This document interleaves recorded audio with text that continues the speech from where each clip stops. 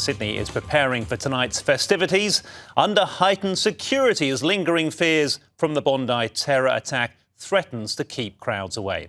More than 2,500 police, including armed officers, will be deployed in the city's largest operation of the year.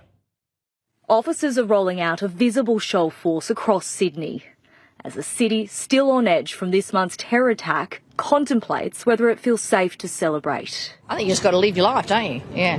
There's no point, walking around being scared about it. But because how can they stop a bullet? A random bullet, how can they stop that? I don't feel unsafe. I just don't feel secure. More than 2,500 officers will blanket the city, including armed police, patrols in the air and on the water. It's aimed at easing community anxiety. The Premier and Police Commissioner are encouraging the public not to let terrorism dictate their plans. We want the people of this state to show defiance to these evil terrorists by spending some time on the most beautiful harbour in the most beautiful city in the world tomorrow night. Additional resources are also being considered, including support from the Australian Federal Police. So it will be a record combined with the numbers of police we have for Operation Shelter. We've got roughly 3,000 police in the metropolitan area that evening.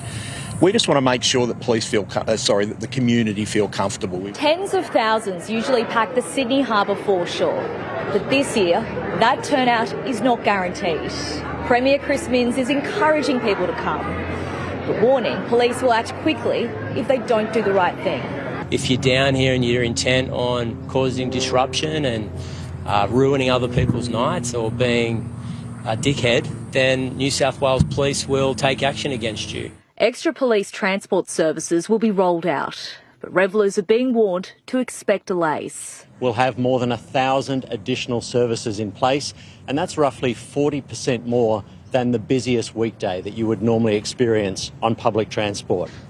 But also remember, despite all the extra services, at 9:15 p.m.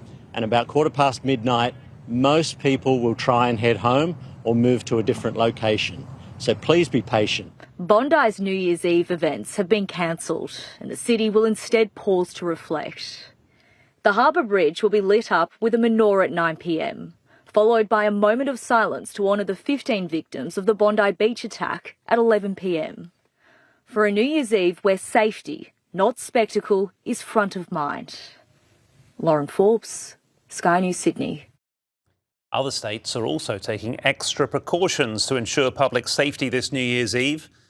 Brisbane Police will also be deploying extra officers carrying different weaponry as well as air surveillance.